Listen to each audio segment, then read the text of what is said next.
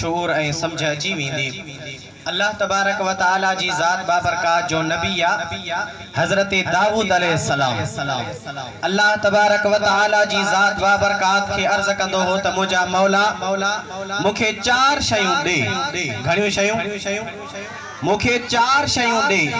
उन्हनि चइनि शयुनि मां पहिरीं शइ घुरंदो हो त मूंखे जेका ज़बान ॾे उहा ज़िक्र वारी ज़बान ॾे। ॾाढा सुभान अल्लाह। जिक्र वारी ज़बान रसूलुल्लाह सल्लल्लाहु अलैहि वसल्लम जो सहाबी सगोर हुआ हज़रत मुआज़ बिन जबल रदियल्लाहु ताला अन्हु। मुस्तफ़ा करीम उनके फरमायो हदीस मुबारका त मन कान आखिरु कलामिही ला इलाहा इल्लल्लाह दखलल जन्नह। रसूलुल्लाह फरमायो त जंहिं जे बि कलाम जी पछाड़ी ला इलाहा इल्लल्लाह आहे त वो जन्नती शख्स।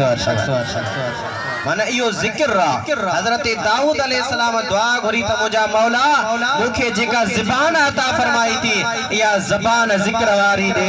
ॿियो छा थो घुरे? ॿियो अल्लाह तबारक व तआला जी ज़ात बाबरकात खे अर्ज़ थो करे मुंहिंजा मौला मूंखे जेका दिल ॾे उहा ख़ौफ़ ख़ुदा वारी दिल ॾिजांइ। ॾाढा सुभान अल्लाह। मूंखे जेका दिल थो ॾे उन दिल में तुंहिंजो ख़ौफ़ हुजे। जेकॾहिं माण्हू गुनाह जे तरफ़ वञे उनखे ख़ौफ़ थिए त न ख़ुदा ॾिसी रहियो आहे, अहिड़ी दिल अता फरमा। अल्लाह तबारक व तआला खां टी शइ थो घुरे मुंहिंजा मौला मां तुंहिंजो नबी हज़रत दाऊद अलैहिस्सलाम तोखां दुआ थो घुरां त जेको मूंखे बदन ॾे उहो सब्र वारो बदन ॾे। सब्र वारो बदन कीअं?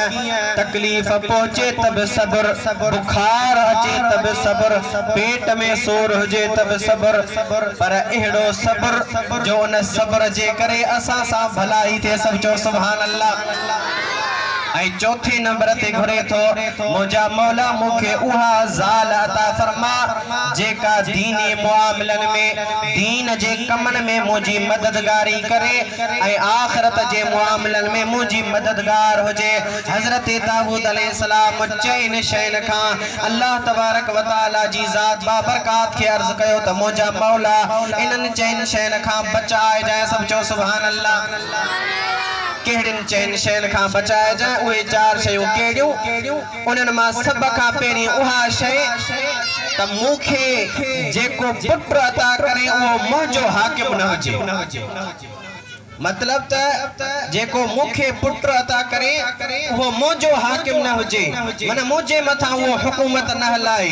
तव्हां असां ॾिसूं था दुनिया में घुमूं फिरूं था, माण्हू जेकॾहिं गरीब आहे मिस्कीन आहे उनजो हाल पूरो सारो आहे त उनजो जेकॾहिं पुट आहे चएसि थो बाबा तुंहिंजी भले 500 रुपया मज़ूरी छो न हुजे पर तूं मूंखे 20,000 वारो मोबाइल वठी ॾे। हाणे हो गरीब मिस्कीन आहे केॾां आणे? हज़रत दाऊद अलैहिस्सलाम दुआ घुरी त मुंहिंजा मौला मूंखे उहा औलाद न ॾिजाए, उहो पुट न ॾिजाए जेको मुंहिंजे मथां हाकिम थिए।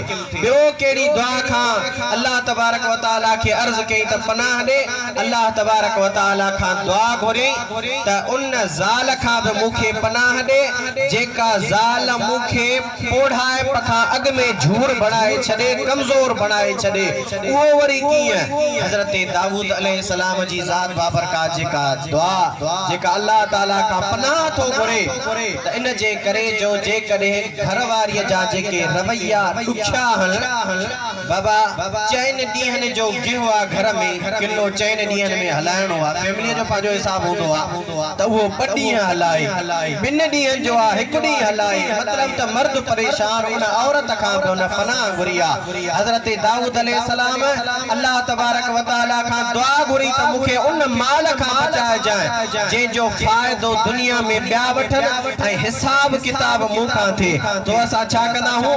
पंहिंजे औलाद जे लाइ न ॾिसंदा त हलाल हुआ या हराम हुआ, मेड़े सेड़े पंहिंजो जायदादियूं ठाहींदासीं, पंहिंजा घर ठाहींदासीं, पंहिंजे पाण खे आसाइश में रखंदासीं, पर असां हलिया वेंदासीं फ़ाइदो असांजी औलाद वठंदी ऐं पुछाणो असां खां थींदो।